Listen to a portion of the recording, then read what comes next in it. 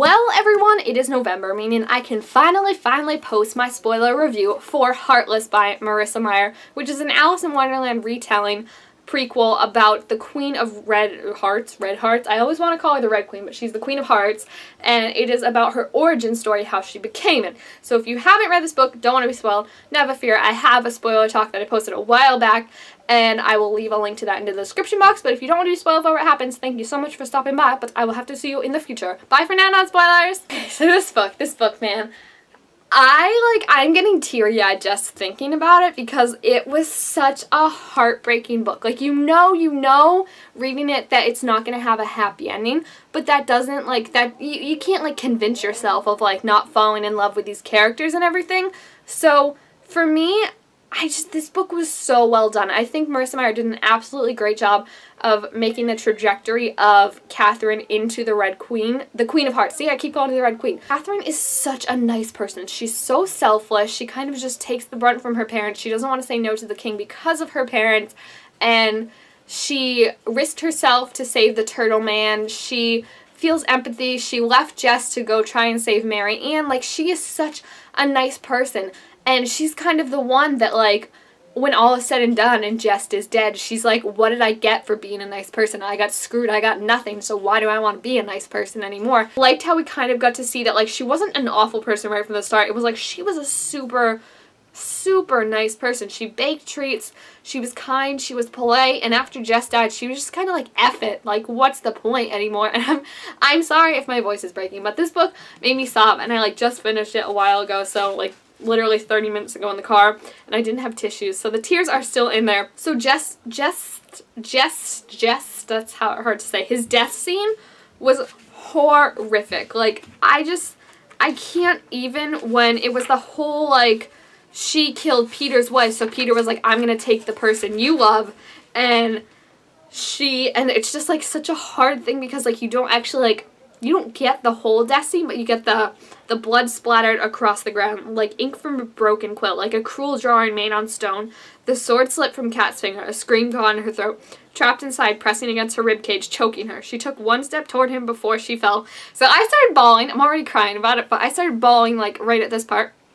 But then, when they get to the part where they're Jess's body, mutilated, severed, dead. No, it couldn't be. They were going to chest. They were starting a new life. This is not his blood. This is not him. I was like, oh shit. This is such a sad book. And then afterwards, we still have 5 more chapters that I was like, how am I going to get through these 5 chapters? I keep crying. So I thought the worst of it would be when he was dead.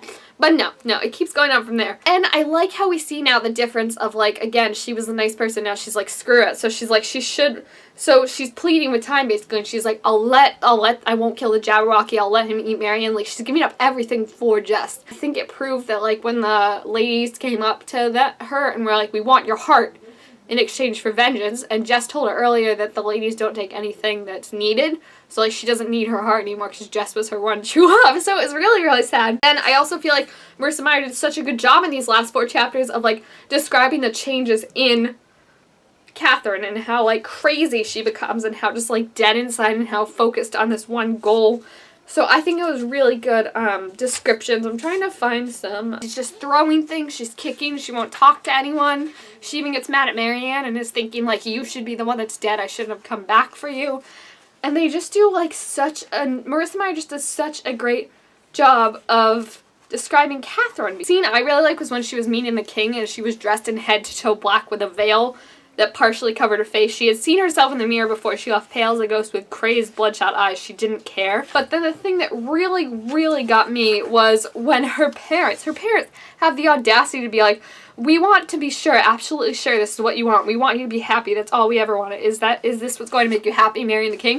And I was like, are you freaking kidding me? And she even says, how different everything could have been if you had thought to ask me that before, because they didn't give a crap about her happiness before. So I feel this is just such a good book. There's so much to say about it, and yes, I'm crying right now talking about it because it was so heartbreaking. When Jess died, I was like, no, they were gonna have a life together. I knew how the end was gonna be, that I just thought maybe they would get separated, or she would have to pick the king. I didn't expect Jess to die. It's just so horrific and tragic, and I can't even but The scene after, I think one of my favorite scenes, my whole favorite part of the book, like aside from the Jess and Catherine scenes, because I love those, my favorite parts of the book are after when Jess dies, because they're just so wonderfully written, like all her emotions and how this is the difference. This is where she starts to turn into the Queen of Hearts, because we see how she deals with it differently than we typically see grief dealt with in YA books. Like, usually they can come back from the brink, but she has no one left to pull her back. She won't let anyone pull her back. She's like, I lost the person I love the most, so I don't want it anymore. I love when she doesn't have, when she agrees to give her heart and they take it out and she doesn't have the heart anymore. This just described as just like a cold that's almost so burning it hurts. Nothing left. There's no pain. There's no suffering. There's no loss. It's just her fury at Peter for killing him. And of course she's surrounded by like these idiots who don't even get like what murder is. Like, they all want to just sweep it under the rug. And she has for so long wanted to be the hero of the story, and she was. She slayed the Jabberwocky, and she didn't get any poems written about her. She lost the person she loved the most, and now she's alone. So she gives her heart, and I think it's just such a good, like, such a good way to wrap this book up of like, she has nothing left. So why does she care anymore? She's just empty now and full of rage and hate and murder. And she overrules them all and is like, no, Peter has to die. He cut off Jess' head. He killed him right in front of me. He has to die. And then the last line is off with his head. And I was like, that is such an amazing last line, because that is who she is. She has now become the Queen of Hearts. And it's so sad to see that like she didn't have anyone to pull her back. Like, Marianne, she blames for getting herself in. Hadar never really liked her. Jess is dead. Like, Jess was the one person who I feel like made life bearable, so she didn't have to be like, she could go and he could be like, well, your problems are rough, but we're gonna fix them. We're gonna make the impossible possible. And she believed that with him, and now that he's gone, she's just kind of like, screw it. I was a nice person. I still lost, so like, what's the point anymore? So I really, really love this book. Obviously, as you can tell, I didn't expect to cry this much in this video, but like I said, I just finished it, and like, emotions are, I didn't expect him to die, guys, okay? Like, I knew he was gonna, because I accidentally flipped to the last page, like, when I was 50 pages in, and it was like, oh, for the murder of Jess, and I was like, no, not Jess. So, like, I knew it was coming, but it still really hurt because it was so sudden and, like, so, like, it wasn't, like, it was obvious when it was written, but at the same time not obvious. Like, a lot wasn't written about it, so you were kind of like, did I just think what happened? And then when she runs over to his body and it's, like, mutilated and described as, like, disfigured, I'm like, oh my god, I can't anymore. So this book was so good, even though it was so hard to read. I kept having to put it down just because I was, like, crying, or because, like, I didn't want Jess to die. Like, I just was just like, let's just leave the happy moments together. Still gave it 5 out of 5 stars. It's definitely one of my new favorites. It's just so incredibly sad how, like, she could have been any other heroine. She was nice, she was selfless, she could have been Katniss, she could have been Clary, and instead of getting her happy ending, she lost. She didn't get it, so she's kind of like, screw it now. And I now understand where the Queen of Hearts came from. So I definitely gave this book 5 out of 5 stars. It's a new favorite of mine, and if you have read it, please feel free to leave your thoughts about it down below in the comments, and also make sure to like this video and subscribe to my channel to be told when I make all sorts of new videos. Thank you guys all so much for watching, and I'll see you guys next time. I'm just gonna go cry on my bed for another like 5 hours over this. I can't.